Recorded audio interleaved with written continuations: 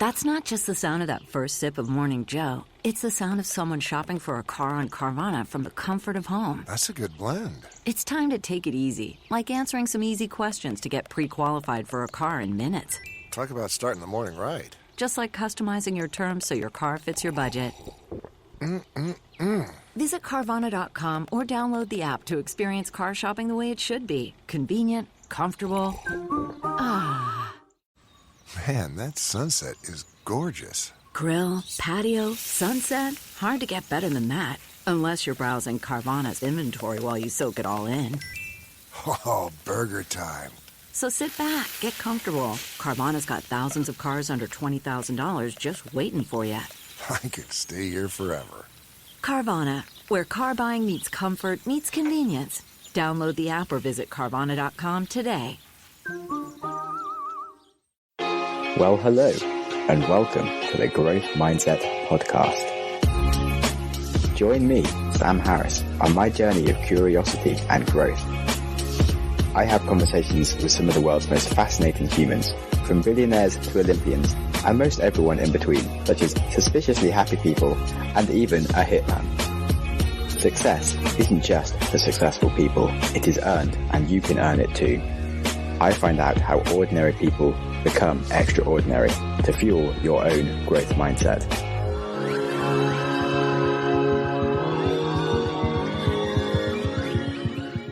I am delighted to be sharing my interview with Ben Hunt Davis, MBE, which stands for Most Excellent Order of the British Empire. So Ben is an Olympic gold medalist who won the rowing in the Sydney 2000 Olympics. He is also an author and a business coach.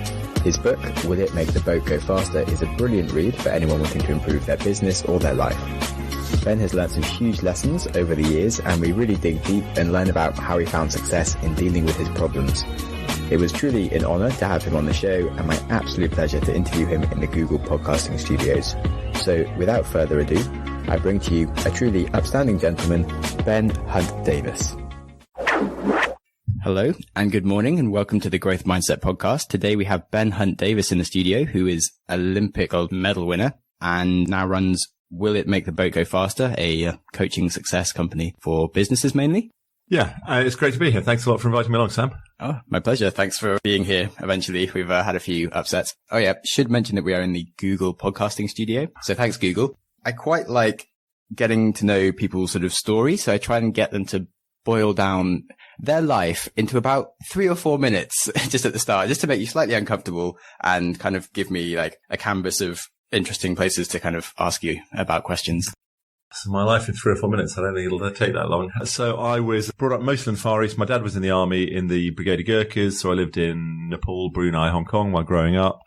Was lucky enough to go to a secondary school in the UK that rowed. Started rowing because I couldn't do anything else. Kept rowing. I still wasn't very good at that. I ended up going to 3 Olympics and 6 World Championships. Since then, I've supported Team GB as part of the leadership team, the Beijing, London and Rio Olympics. Wrote a book called Will It Make the Boat Go Faster. Now have a business called Will It Make the Boat Go Faster. And that's about 3 minutes. That was more like 1 minute. That's right. That was super fast. I said it wouldn't take long. Yeah, but that's cool because it gives us more time to go into these things because there seems like a lot of stories behind it. So did you spend a lot of time in Nepal and Brunei when you were there, or was it more like... Yeah, so Brunei, I was kind of really young, and I lived there twice actually for a year and a half and then 2 years or something. Hong Kong had 4 different times living there at different ages, and Nepal lived there for 2.5 years. So, and I was at boarding school at the time, so it was then school in England and school holidays in Nepal, and it was incredible. It was absolutely amazing. It was between 1985 and 87, 88. In that time, my parents managed to make 2 phone calls out of the country in 2.5 years because you just couldn't do it from where we were. Kathmandu was it was incredible. And every single holiday, we went trekking around the hills, the foothills, which is where the Gurkhas come from. Yeah. And both my parents were fluent in Nepalese, so every single village you went to, you'd have a conversation with some old soldier going, "Oh, Saab, I remember serving with you," and we'd get invited to a house for a cup of tea. And we got to see Nepal from a really incredible angle. It was amazing, absolutely amazing. Wow. That sounds really cool. It was in all the different places. We were always with Gurkhas. And so getting to know them was incredible. I mean, they're amazing people. Yeah. So do you think that sort of set you up from the start to be in a bit of a mindset of trying to be the best and things? Because they're pretty focused on like super hard training and they're they're incredibly tough, resilient, driven people. And for them, joining the British Army then was the ultimate goal for everyone.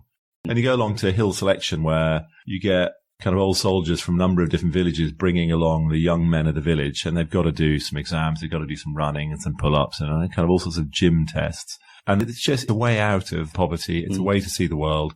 And they look at the old soldiers in the village who are role models. And they know the stories about what Gurkhas have done over the years, how many Victoria Crosses they've won, bravest of the brave, most generous of the generous. They're amazing. And it was incredible growing up with them around the whole time. Yeah, that sounds really inspiring. Did you have any other role models on the topic that have sort of shaped what you did with your career? My dad, I think, to a large degree. I mean, he talked about a few things about, doing our better best. And if at first you don't succeed, try again. And, there were kind of various different sayings. And he was, really successful at what he did. And he expected us to try hard at stuff and not give up because things got a bit tough. So I think I took quite a lot from him, really. I didn't have sporting role models. I mean, I'd watched the Olympics and watched Seb Coe and Daley Thompson. I thought they were amazing. They were completely different from me, and there was no point in comparing me to any of them. So I didn't really have any sporting role models.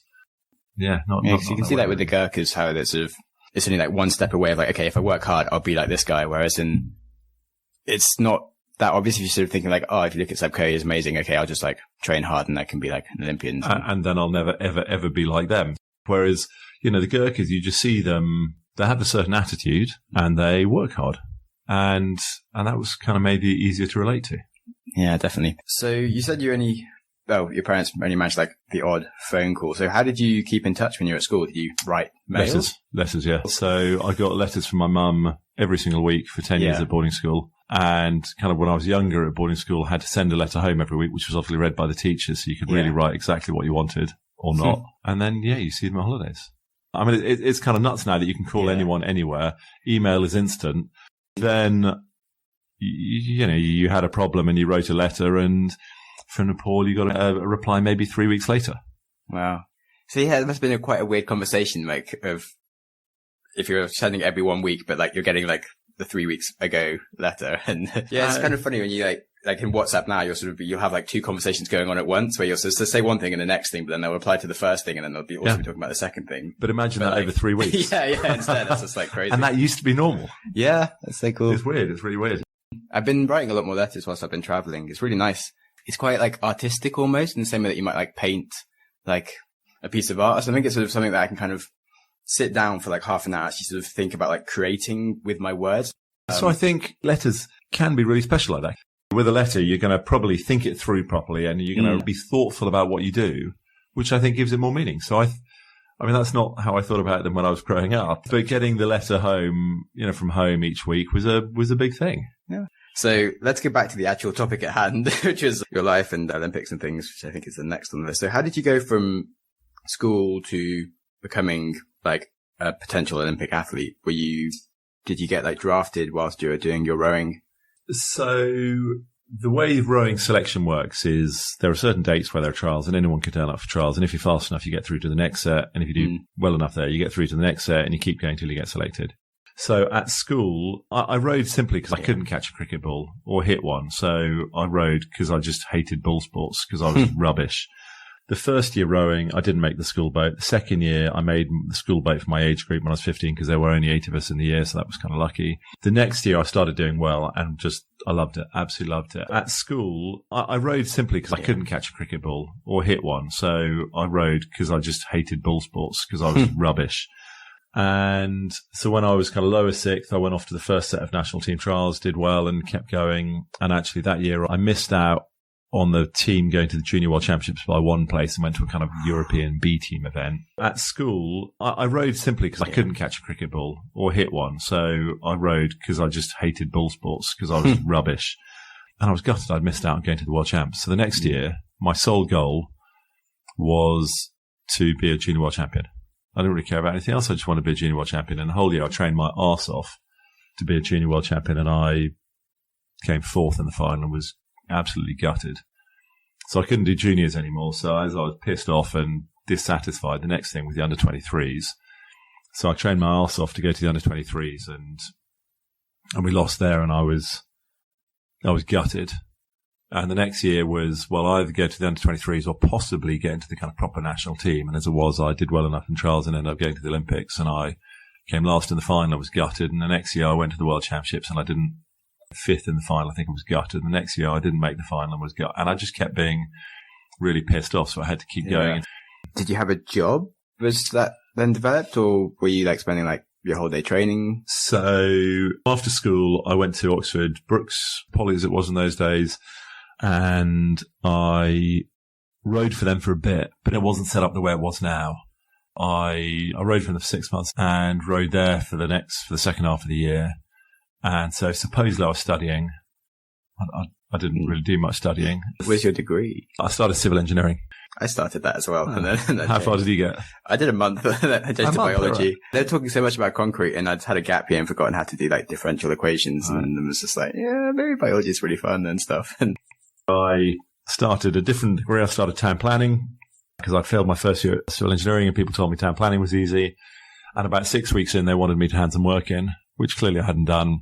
And at that point, the head coach was saying, right, you've got a chance of going to the Olympics. Do you want to study or do you want to row? So that was a perfect get-out clause. And I left university and just rowed full-time for a number of years. And I did a whole lot of work on the side. I worked in a bingo hall. I coached rowing. I did various bits of labouring, whatever I could to pay the bills so I could train full-time. What was it like back then? Because I know now if you there's like different grades of what status you are, you get like a different wage to be like just to train to be an Olympian kind of thing. Did you kind of have that? No. So when we started, there was nothing. So when I went to the Barcelona Olympics, we didn't have to pay to go to the Olympics, but for every single regatta, for a World Championships would cost £800 to go to. And so the club paid half of that and also gave me some petrol money so I could get to the club. And so by the end of the year, you're in debt. And then in, I think it was 93, Littlewood Pool started up the Foundation of Sport and Art that I think gave me £100 a week. And so £5,000 a year. I mean, that pays for your regattas and training camps, and that's it. So then you're running in debt after that. So I kind of worked whatever I could. In those days, most people rode for a kind of limited amount of time because you've got to get on with life and there's no money in it. In 97, John Major started the National Lottery with the aim that a lot of the money went to sport. And then it changed. It was tough. What was like your training regime then? Generally, we did kind of a 2.5 day cycle. So days 1 and 2 would be full days. So you do 3, possibly 4 sessions. Day 3 would be a half day where you do probably 2, sometimes 3 sessions. And you do 2.5 day cycle. Training 7 days a week. We got 3 weeks off after a World Championships. And then maybe another 5 or 6 days off in the year. So we were doing between 15 and 21 training sessions a week. Wow. And how long is a training session? Varied from 2 hours to an hour, probably. Basically your whole day. Yeah. And then eating in between and stuff. How much would you eat a day? So I ate about 7,000 calories a day. First breakfast, 8 Weetabix. Yeah. Second breakfast, a load of toast with maybe some eggs or something. Lunch, maybe half a kilo bag of pasta with some sauce or some baked potatoes or something equivalent. Tea would be another half loaf of bread or something. And then dinner would be another half kilo bag of pasta or equivalent with some veg and stuff. Crazy. How much time did you spend cooking? Not that much time cooking, but a lot of time eating. I eat really slowly. So lunch and dinner would both take me an hour to eat a 500 grams of pasta. Yeah. Can eat quite quickly if I choose to. Prefer not to. It's not very fun. Yeah, but I'm slow. Yeah, I won the Bristol Burrito Eating Championship back in the day. Oh, congratulations. Thanks. It's not quite an Olympic medal, but it's something. We've all got our own claims to fame. But yeah, I did a cycle the length of Britain, which was about 7,000 calories a day. Right. And yeah, it's a pretty interesting sort of experience, realizing how much you needed to eat, but I never lived with it for more than a few weeks. But how did you adjust to when you weren't training? So when you say you had the 3 weeks off, did you sort of change your diet much?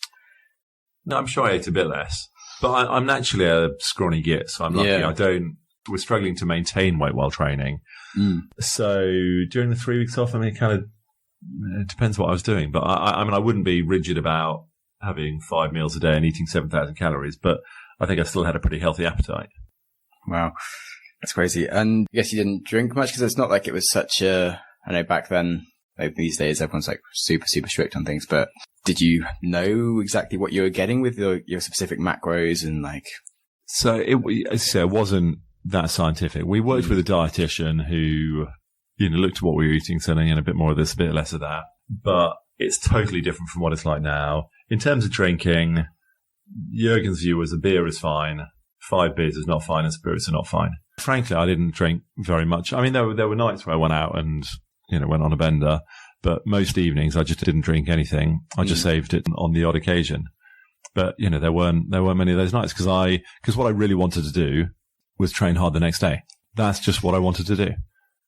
So when I left school, I lost contact with most of my mates because they wanted to get as pissed as they could, as often as they could. And I wanted to train. And the two things, frankly, are just not that compatible. One of my favorite things to do is if I am hungover is to go and like train until like my brain feels vaguely normal again. It's the best hangover cure. But it's not the same because you still spend the rest of the day being tired because you didn't sleep very well and you're a bit like out of it. I kind of definitely relate. I kind of stopped drinking pretty much just because I kind of wanted to have access to my brain the next day and do useful stuff. But yeah, so you would say you lost like a lot of your friends then doing that. Did you actively notice that and feel bad, but sort of carry on? Or was it just like, it just happened to happen? And they didn't feel like a sacrifice as such. It was more just like, that's just what you were doing. I'm not sure how many sacrifices I made because I just did what I wanted to do. And, people quite often ask, what did you give up or how many sacrifices? And I'm just not sure I made many because I think a sacrifice is where you give up doing what you want to do something else. And actually what I wanted to do was train hard. So there were lots of weddings I didn't go to. There were loads of things I didn't do. But it was always my choice. No one was making me do this. No one was paying me to be there. If I didn't turn up, I was letting the other guys down. But no one had any sway over me at all. If I didn't turn up, it meant I wasn't going to get selected and all the rest of it. But it was totally my choice. And so, leaving school, it was my choice what I did in an evening before I went training the next day. And generally my head was on training the next day rather than, people would ring up and go, we're going out here. Do you want to come? And my answer was generally no, because I was just doing what I wanted to do. And I had a different set of mates. Yes. A really good explanation because I guess that's kind of how I thought about some of these things. So it's not like I felt like I was sacrificing things at the time. It's more like I was just so focused on doing the things that I wanted to be doing and then realized like later that, I haven't really been spending any time with friends and things. I think very often people get hung up on, sacrifices and I just don't buy it.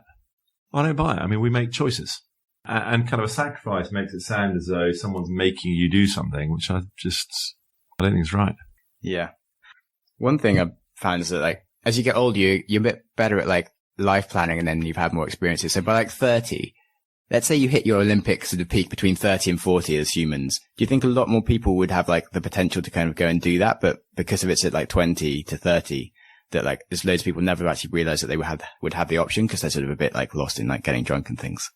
That's kind of quite a good question because I think that if you're a female gymnast, your peak is 16, 20 or something. If you're a female swimmer, it's kind of similar. I think I was lucky in that as a rower, I didn't have to take it seriously until I was 16. There are rowers who start at 20 and become Olympic champions, where you're a whole lot more mature than you are as a teenager. And I think probably the younger you have to go through everything, probably the harder it is. Maybe you get more parental support. And I think there are lots of people who have got a whole lot of natural physical ability, but at whatever age, they don't want it. They're not hungry. And that's a critical part. Yeah. And I guess also like maybe kind of growth mindset as in, I guess I've got like super more into it. I've always had it, but never quite like realized quite how much you can kind of do anything. So if I put myself through some tests and sort of worked out what my like natural physical ability was, and I actually had 10 years to sort of put into it, like I feel like I would be able to like focus and sort of become like a champion or something. But I'm 30, so it doesn't matter. So it's not really a chance anymore. But it took me like sort of almost 30 years to sort of work out that if you put focus into something, you'll get there. But do you think like at 20, you just maybe haven't realized that or? So I think at 20, I was willing to work hard. I was very, very happy to train my ass off. And being down at the training centre at Leander Club in Henley was a great environment where it was easy to work hard. And I thought then that working hard was the answer. If I worked hard enough, it would be all right, rather than if I learned fast. And the change that happened in the last 2 years of my rowing career was the learning bit, where we were just ruthless about making sure we were learning from every session rather than just working hard. And I wish I had started learning earlier in my rowing career, because I think I probably could have done better. Nice. So the maturity about learning rather than just working hard, when that comes, if that comes to people. Yeah, because it's like the 10,000 hour rule isn't quite a 10,000 hour rule. It's definitely like 10,000 hour of like deliberate practice rule, where you always think about what's the hardest thing you can be doing and learning the most from. And Anders Ericsson in his book, he doesn't say it's just 10,000 hours. It's a purposeful practice. And I think so often if we work hard at what we're doing and whatever job we're doing, we'll get better, which isn't necessarily the case. We just reinforce the habits we've got. And actually, purposefully thinking, this week, what am I going to improve? And reviewing it and going. So, as a rower then, what were the things that you were missing by just regularly rowing compared to when you then changed your mindset to try and learn? What were like the things that you picked up on? The first 7 years, we did exactly what the coach told us to do. And the coach, a guy called Jürgen Grobler, who has coached crews to win Olympic gold medals in 72, 76, 80, 88, 92, 96, 2000, 2004, 2008, 2012, 2016. He's quite good. And his program clearly worked. I mean, it's incredible. Jürgen ran an incredibly successful program. It just didn't work for us. We weren't good enough physically to get it to work for us. So when we moved training centre to set up our own base, probably 75, 80% of the training that we did was Jürgen's program, maybe more. But we approached it pretty differently. Before every session, we'd get together and go, specifically, what are we trying to achieve this session? And in order to achieve that, what are the changes we need to make? And so when we talk about rhythm, let's be really, really clear. Specifically, what do we mean and which bit of it we're trying to change? And we'd have proper, detailed conversations, getting granular about the ingredients that go into whatever it was we were working on, so we could then have a chance to improve. Rather than beforehand going, right, it's 20K, we'll do 20 kilometers, 18 strokes a minute, heart rate this, off you go. That's just a physical session. It's got nothing to do with improving rowing technique. What we needed to do was, well, because physically we weren't that good, we needed to be physically as good as we could be, but technically we wanted to be the best crew in the world. And we wanted to be the most resilient crew, and we wanted to be the best team. So did it take losing a few times to work out that you just physically were never going to be able to be the best? It took me losing a lot of times. I lost a lot, and it took a bit of time to work out that actually just training harder wasn't going to work out. Generally, we learn stuff when we're ready to learn it. And would I have been open-minded to learn it 2 years earlier, 4 years earlier? I don't know. Maybe the opportunity wasn't there. Maybe people weren't talking to me about it. Maybe it was all right there in front of me, but I chose just to work harder. Yeah, I read Frank Dick's book when I was like 14, 15 and was just like, wow, this is just all like sort of stupid quotes that like make sense and like are so easy. Like I do all of these things. And then like I read it again like last year. I was like, holy shit, I've made all of these mistakes in my life. And like sort of like actually went in that time and like, crap, I'll actually do this properly kind of thing. All the stuff about growth mindset, about continuous improvement, about the theory behind it is all really, really simple common sense. But common sense isn't common practice, and it's actually really hard to do. Reviewing every single thing, every single session you do, meeting you come out of, what worked, what didn't, what am I going to do better tomorrow? It's actually quite hard to do. So I think the first thing to do is always to go, okay, so what worked? What was I really good at? What did I do really well? Because firstly, you need to know what you're good at so you can repeat it. If always you're coming out going, oh, what didn't work so well, then you're not kind of shining a light on the stuff that you need to keep repeating. You're just looking at the stuff that's not so good. So for us, it was really important to start with what was good, what worked well, what did I do well, what did we do well, whatever the question is, to highlight actually what you are good at to make sure you can keep repeating it. And also, it then builds belief. Because you've got this whole load of stuff that actually we are really good at, and then you're going to pick holes in the stuff you're not so good at. And what do we do differently next time? That might be, okay, so let's actually just continue to develop the strengths, or it might be let's work on the weaknesses, or, who knows? It gives you a whole load of choices. Yeah, you can get a bit obsessed in life of just like fixing your weaknesses when actually you get a lot more gains from like working being on really your good at your strengths. I think being aware of both is really important. And presumably with most of us in our roles of whatever we do, whether it be in sport or work, presumably we do most of it pretty well, because if not, we wouldn't be doing it. So if we were just to focus on getting better at the things we're good at, it would make a reasonable impact. I think you've also got to be aware of the bits you're rubbish at. So you should have a choice of, which end of the spectrum do you work on? I guess you work out like what's needed at the time, what the balance is. Yeah. What's holding you back. That's very, very logical and yes, not the most common practice.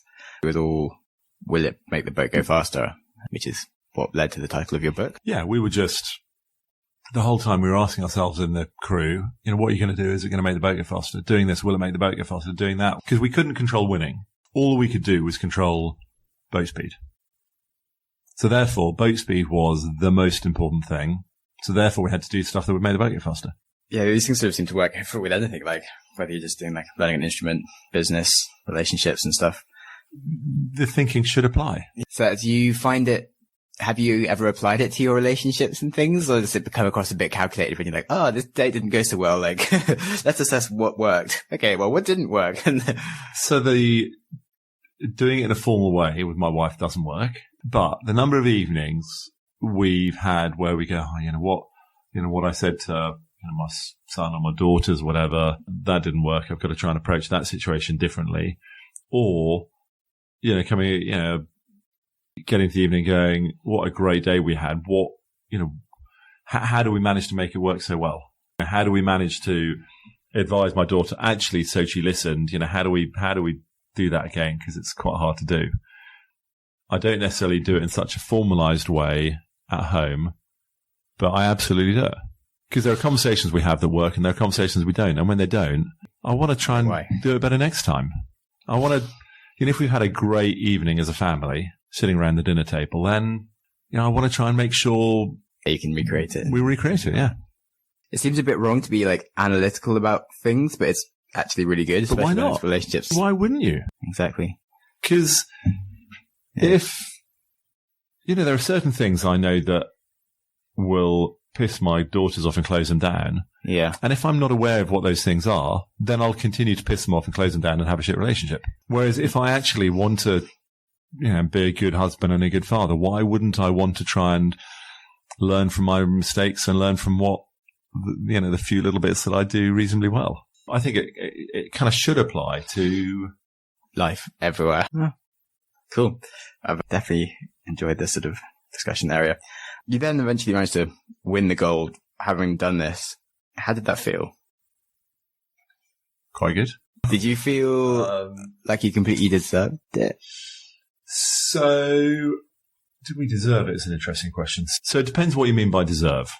So we had trained as hard or harder than anyone else. We had put in the hours the same as anyone else. Why should somebody else deserve it over us? Sitting there from a space of going, we deserve it, I've done nothing and I deserve to win, is utter rubbish. But sitting on the start line, everybody was sitting there up for it. We had 5 crews alongside, 1 on one side and 4 on the other side. Everybody, we'd done as much or more, who knows, as anyone. Why didn't we deserve it? And it was incredible. I was in the national team 9 years, and the very first race I won was 15 weeks before the Olympic final, which means I lost everything else I did. Wow. And to finally get it right. And the last 2 years were different. The last 2 years we actually came second in everything we did. The year of the Sydney Olympics, we came second in the first race, and we won the next 3. Losing heats and stuff along the way, but we won the races, the finals that counted. That's a lie. There's what a Henley Royal Regatta, 13 weeks, 12 weeks before. Can't remember how long we lost there, but we won. We won the 2 big regattas leading up to the Olympics. So sitting there, we were confident. We were up for it. We had deserved it as much as anyone else. The World Championships the year before we came second. We rode a pretty good race. We had a plan of how to beat the Americans, and as it was at the end where we thought we would change gear and piss off and beat them, they changed gear and pissed off and beat us, and they were just better than us. The year of the Sydney Olympics, the first regatta we messed up in the final, and we came second behind the Croatians, and that was kind of fair enough. Vienna, we rode actually not that well, but we beat everybody. Lucerne, with a reserve on board, we rowed pretty damn well and we beat everybody. In the heat of the Olympics, we lost to the Aussies. We rowed really badly and we lost to them. I think they would say if you rowed the race 100 times, they would win it 80% of the time or something, and we would say the same thing. They'd beaten us twice that year, we beat them twice that year, and then it was all on the line in the Olympic final. We knew that when we rowed well, we were really, really fast. And on that day, we rowed really, really well. And we laid down every single drop of passion, aggression, and energy with the technique that we'd worked so hard on. And we put together for us a perfect race. Nice. Well, obviously, congratulations. It was a good day at the office. But what do you think would have happened in the rest of your life if you hadn't won? Because you technically still have all the same lessons from, like, will it make the boat go faster and stuff, but do you think you'd have been able to, like, write that book and to start this? No. Yeah. So I came away from the Olympics, been in the national team for 9 years and having won the Olympics. And I then started trying to work out what the hell to do next. And I thought, maybe some sort of corporate training. I didn't really know what it was, but maybe that would be interesting. And I called all sorts of people. And when I said I've come back from the Olympics and I won, everyone was happy to talk to me. I eventually found somebody who was happy to talk to me and then actually give me a job. But if I had have come back and said, I came 7th again, not many people would have spoken to me. And I do a lot of speeches these days. And for me to stand up and tell a great story about how we came 7th, not many people would want to listen to. People want to hear from somebody who's won rather than a loser. And also, if I had have lost again, I wonder whether I'd be quite bitter. Having put 9, 10, 11, depending on how you count years of my life into it, if I had have just lost everything, I think I might be quite bitter about stuff. It's a bit of a danger because if you want to be really inspiring to, like, maybe like kids and make them sort of follow their dreams into the Olympics, but also you could, like, waste 10 years of someone's life if they only ever come, like, 4th and 5th or something and they never really have anything to write home about and they just focus on stuff, and maybe they could have had a great career doing something else that they've missed out on. Yeah. So, yeah. It's a massive risk. Yeah. You've got to put yourself out there to have a go, and who knows how well you do it. And also, it depends on expectations. If you come back from the Olympics having come 27th in the marathon, got a personal best, you should be delighted. Our expectations were that we could be fast enough to win. And therefore, that became all-consuming, and the result was about winning. For some people, really high expectations about competing and coming home with a kit. And that's fine. We all compete at our different levels. But there's a massive risk involved to all this stuff. If you want to achieve whatever your dream is, then you've got to put yourself out there. And yeah, I don't know how balanced I would be if I had have just put my heart and soul into everything and lost everything I ever did. I may not be that balanced or happy. So thank God I did. Yeah, definitely.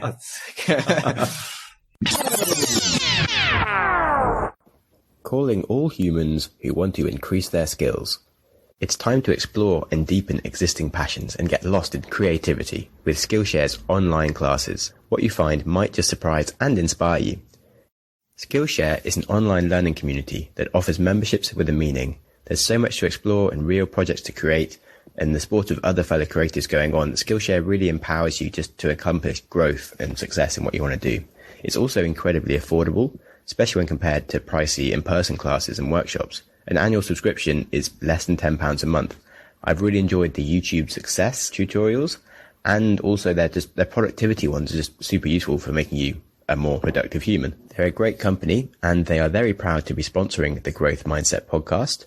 So you can explore your creativity at Skillshare.com/growth mindset and get 2 free months of premium membership. That's 2 whole months of unlimited access to thousands of different classes for free. Whether you want to learn to code or handstand, everything's there. Get started and join today by heading to Skillshare.com/growth mindset. Again, that is Skillshare.com/growth mindset. Okay, at what point of stage in your life were you then? Had you met, like, your wife? Had you already started having children? We got engaged 15, 18 months before the Olympics, and we planned to get married 3 weeks afterwards. Yeah. So I had quite a big month. I remember looking at me like, that sounds like a really nice year. Yeah, it was, so came back from the Olympics, had a week. So my wife's half Italian, so we got married in Italy, came back from the Olympics, had a week in England. I went out to Italy. Is that right? I think a week in England. And then I think I went out to Italy for a week and then got married. So 3 weeks after the final, I think that's right. So a week in Australia after racing for the rest of the Olympics, a week in England, going out, having fun, seeing friends, family, getting pissed. Then a week in Italy, vaguely trying to help preparations, although my mother-in-law had done it all. Then we got married. Then we went backpacking for 3 months, I think. Backpacking around India, Nepal, Tibet. Came back. My wife was pregnant. I had no job. We were living with my dad. And it was time to kind of grow up and get on with life. Yeah, and it's funny because you think like someone that wins a gold medal is probably knowing what they're doing with their life, but I had no plan past my wedding day. I thought that I'd stop competing after Sydney. And as soon as I crossed the line, I knew that was it. But what came next, I had no idea. And at that point, I was 28. I'd never had a job. I had no qualifications. I dropped out of 2 university courses. If I had have lost, then I really would have nothing going for me. Having won, I had something going for me. I had to kind of get on with it. And I came back and worked pretty hard in getting a job, and it took 5 months to find a job, and then I got on with the next thing. It's really important, like, if you want to do something sort of like public speaking and stuff, they say you should always have a story to tell. That's obviously winning an Olympic medal is a pretty good story. But do you think you maybe could have worked out a different story if you had wanted to do some coaching? So I didn't want to tell a story. I didn't want to do speeches. I joined a training company called SI Group, and we call ourselves performance coaches. I mean, we ran these training courses, these mindset, behavior change training courses. And then there were a few people who did speeches who weren't sports people. They just did speeches about mindset, and they were really good at that. But I didn't want to do that. I wanted to be what we call ourselves coach. So, which was effectively running training sessions. And I worked for them for 2.5 years. And there were some groups I spent probably 8 days with those spread over a number of months. And by the time I'd finished these 6 or 8 days with them, they would think that I was an enthusiastic rower, but they wouldn't know anything about the fact that I'd been to the Olympics or not, because I just didn't want to talk about it. I wanted to be good at the job for being good at the job rather than what I'd done before. Yeah. All the other coaches I worked with, there were 15 or so of us in the company. None of them were sports people. They all had come from different business backgrounds, and they were just really, really credible and good because they were good. And I wanted to be credible and good at doing my job because I was credible and good, not because I had a history behind me. Makes sense to not take the easy option to kind of build like your whole base to then sort of be able to work on that and grow it. So back to like your original, like what worked, what didn't work kind of thing. It's sort of, it would have worked if you'd said like, I'm an Olympian, but then you'd never have got that far because you'd always been too weak in the other aspects. You wouldn't be able to like deliver on everything. We had these training courses.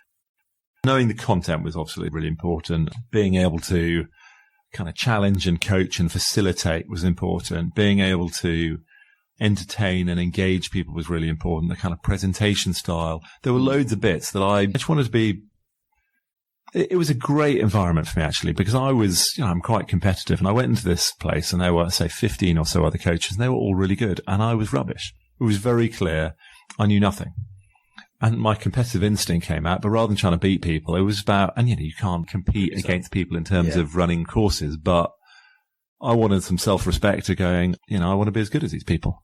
Cool. So what your like biggest lessons then as a coach and how to like facilitate things or how to coach people and deal with like the things that asking difficult questions, kind of get the most out of someone. Like how did you learn that skill? Slowly, I think. I mean, I read or listen to quite a lot of stuff. I've been on a few courses. I've learned a lot from watching other facilitators. I think that being willing to ask the difficult question is really important. And there have been some situations where I have asked a question being quite sure that it would lead to me not being engaged with that client again. But I think you've got to be honest and you've got to say what you think and you've got to ask the right questions. I think straightforwardness and honesty are pretty important. And a job of a coach, of a facilitator, is to make people aware of what's happening, either what they're doing or all the other stuff that's going on around them. And sometimes that means people learn stuff they didn't think they wanted to hear. But if you've got more information, you can make better decisions. So having an ability to ask good questions and the courage to ask them sometimes, I think, is quite important. I've certainly learned a lot about that, like doing the podcast. And it's been quite useful. Sometimes I get people that I maybe don't want to interview that much, but because I'm not so bothered, I'll be a bit more ballsy to just ask them difficult questions, and it ends up making it like a really good interview, even though I wasn't expecting anything. Whereas if it's someone like I know really well and is famous, I'm a bit like, it's a bit harder to be like really cool about it. Okay. So where do you see the field of coaching in general going, like in 5 years' time? Do you think there's going to be a bit of a shift in the way people do it, in like what businesses are focusing on to get the most? So I think 20 years ago, no one was coached in a business environment. 15 years ago, it started to grow. 10 years ago, it was going absolutely berserk. I think that now, if companies are paying for coaching, they want it to be far, far more business focused. And they've got to be very, very clear business outcomes. I think businesses have been through phases of trying to teach staff internally to coach individuals better. And I'm not sure how successful that's been. I think being as a manager or a leader, having a certain coaching capability is good. I think there's a huge move to learning being more computer based. There are also things you can learn digitally. And when it comes to people skills, there's got to be human interaction. Yeah. So I think coaching and kind of learning and development, I think more of it will become digital, but there is still a massive need for human interaction. But it's got to be more closely tied into businesses, and they've got to know they're getting good return on investment. Are you guys working to deliver more digital stuff and to deliver more like specific outcomes from your face-to-face work? So digital, we're going to look at in the second half of 2020. We've looked at it a couple of times, and we're going to have another look. And we are really outcome-led, and we will continue to be so, and we will work to measure it even more effectively. I think that teaching somebody some leadership skills is totally pointless unless they have the opportunity to actually do something with it. I think people are so busy at the moment. Skills for the sake of it, no one uses. So actually, it's got to be tied into your specific situation. So the application bit of learning is, I think, is critical. Yeah, definitely. Knowledge for the sake of it is lovely. Definitely. People ask you, like, what's the best book to read? And you're like, well, and what are you doing right now? Because if you read the right book at the right time, it's like insane. If you read like a book just for knowledge and it's not appropriate, it's pointless. You don't do anything with it. And knowledge for the sake of it, in some situations might be useful, but in terms of a corporate development thing, knowledge has got to be specific. It's got to be totally applicable. So we spend huge amounts of time with people working on how are you going to apply it. That's kind of the understand, practice, apply bit. You know, if you want to learn about bullshit filters or bounce back ability, I can teach you all areas you need to know in 5 minutes. But that doesn't mean you can do bullshit filters. It doesn't mean you can do resilience. It means you might have some knowledge about it. And actually, the only thing that matters is being able to do it. So all our theory is really simple theory to try and give people the maximum opportunity to apply it. Can you explain what they are quickly? Or bullshit filters. So focus is really important, but there are so many things that distract us. People telling us, you shouldn't do this, you should do that. Yeah. There are so many different distractions. And when I was rowing, we came up with this thing about bullshit filters, about kind of these imaginary ear defenders. You can whack them up to maximum deflection and the bullshit just wouldn't get through. So when people were telling us that we couldn't do it, that we weren't good enough at that, we weren't strong enough, we couldn't do this, it was bullshit. It just wouldn't get through. We wouldn't listen. Effectively, we'd be going, la, la, la, la, I'm not listening to you. Because it wasn't, if the goal was about boat speed, people telling us we couldn't do it wasn't going to help us achieve that. Therefore, we didn't want to listen to them. So as in like having a really good mission statement would be a bullshit filter if you always go back to your mission statement going, hey, is this going to make the company get to this? And if you're like, oh no, then it's a distraction. Then it's a distraction. Therefore, I'm not going to engage with it. I'm not going to listen to you telling me that I can't do it. If you're going, I think you need to work on this or this or this, or you've got these weaknesses. Now that's helpful information that'll help me achieve it. But if you're just telling me I'm rubbish, that's just not helpful. So that's bullshit filters. Stuff invariably will go wrong at various times. How do you make sure you get back on it as soon as you possibly can and start performing? Because if you're deflated, demotivated, pissed off, frustrated, feeling lethargic and flat, you're not going to be performing very well. So your results aren't going to be very good and you're unlikely to achieve your goal. So when stuff goes wrong, how do you learn from it, pick yourself up, dust yourself off so that you can get back on to performing well to give you a chance of getting a result? And depending on how bad the setback is, will probably take time, different amounts of time to recover from it so you can be firing on all cylinders again. Is there anything that I should have asked you that I haven't asked you about? I don't think so, no.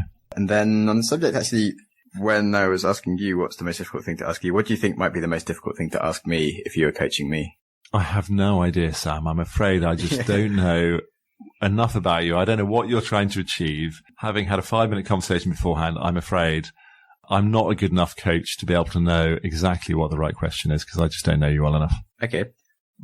How do you think I could have improved this interview? So I've done a few podcasts before. This is an observation rather than this is what you should do because I don't know the answer. A lot of people come with a more structured approach, whereas you've come with a pretty open approach. You've made loads and loads of notes as we've gone through, which you've kind of referred to, and that's kind of led to the next question going on. So the people I've done podcasts with before haven't made notes in the way you have done. So I'd say that's kind of a really good thing.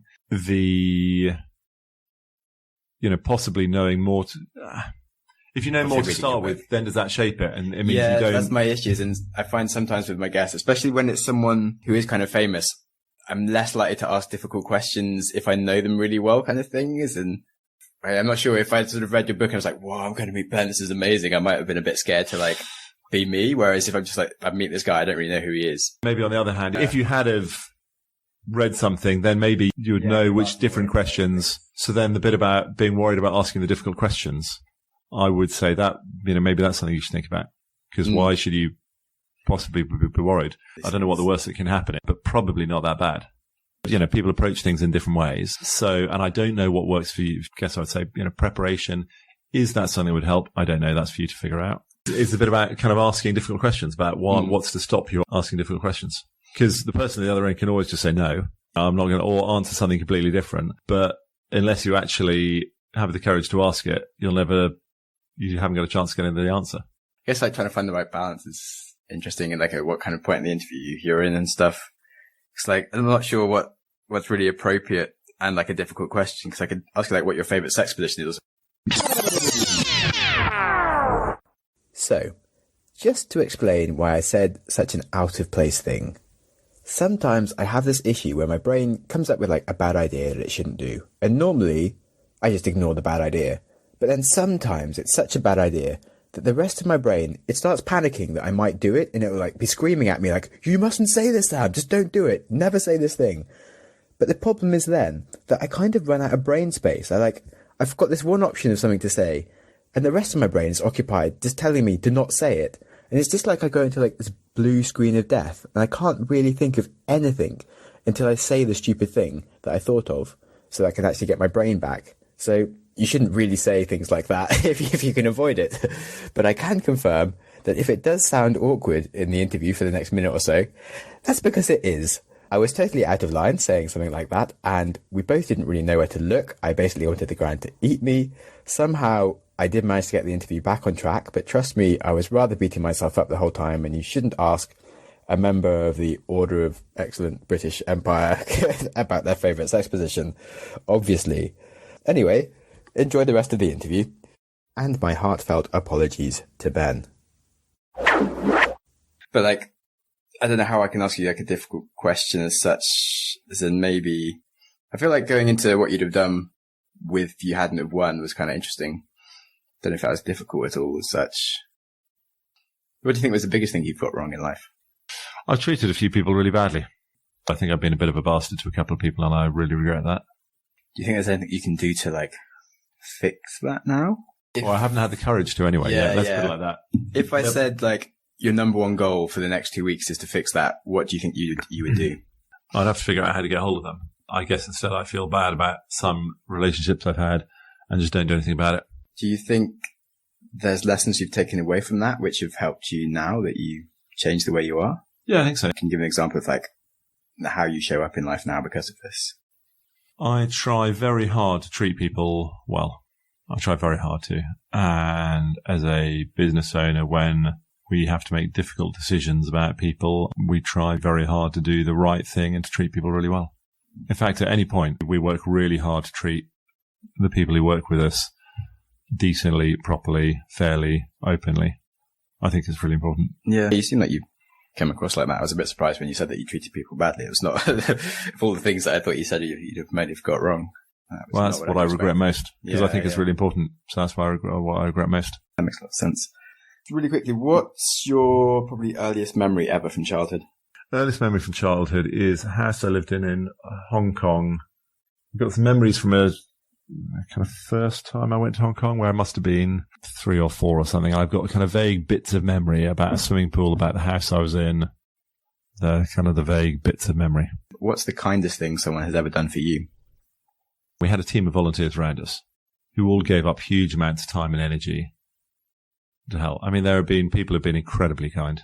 Before the Olympics, we needed 4 months before we needed to raise some money to buy a new boat. Wrote to a whole load of complete strangers who a number coughed up a whole load of money. And since then I've had, people I've asked for help and they've given it, or people who have just said, can I do this for you? Or, who give time and energy. So I think loads of people have been incredibly kind. Cool. Thank you very much. All right. That's a pleasure. Really good having you on the podcast. Thank you very much, Sam. Awesome. So, what a great interview, despite myself being useless. But anyway, thanks so much to Ben for making the time, and Google for the podcast studio. I learned so much from Ben and just love his honesty and the fact that he's really in touch with the real truth behind his actions instead of putting a positive spin on things. I think I'll always remember him telling me about the fact that actually he was driven by a selfish urge, and that claiming that he was making a big sacrifice would be lying. Then the fact that he just risked so much is crazy. Possibly ending his Olympic career without a win and turning 30 with no degree or work experience is a really big risk. And so these athletes are mental people when you think about it. I think Ben, realizing that his team was simply never going to be good enough physically, took some real humility for them all to then just focus on how they could do everything that they could to make the boat go faster. I think it just shows a really good growth mindset to find yourself with a limitation or a barrier, but to seek a way to push through it when others might just give up or just accept defeat with something that, you think you can't change. And I think that we all have circumstances where we accept things as they are, but if we were to break it down and think about it, we could find ways to improve our situation. I would really recommend reading his book, Will It Make the Boat Go Faster?, and learning more about his story and concepts like creating bullshit filters and improving your bounce back ability are super useful, and just improving your growth mindset, of course. So in summary, great to have him on the show. Next week, we have an episode with Rosie Holloway, who is an amazing up-and-coming musician with a voice that just kind of gives you tingles. She's super good, and she has a crazy story of abuse and addictions and dealing with just a huge amount of crap that life throws at you to get to where she is now. So stay tuned for next week, and if you're not a subscriber, become one. And on that note, have a great week. Congratulations on listening to a whole episode of the Growth Mindset podcast. Before you race into another podcast, try pausing. Ask yourself, what have you learned? What could you change? How will you make that change happen? Did you press pause? Knowledge is useless without action. What did you learn? What should you change? And how will you make that change happen? You can tell us what you learned by contacting us through the website, growthmindsetpodcast.com. And feel free to connect with us or our guests, or just peruse the show notes. Our Instagram is @growthmindsetpodcast, or follow me @SamJamSnaps for a daily reminder to stop using Instagram. If you enjoy random acts of kindness and want to support the show, you can support us on Patreon or leave us a review on iTunes, and you'll make me very happy. And with that, keep learning and keep growing.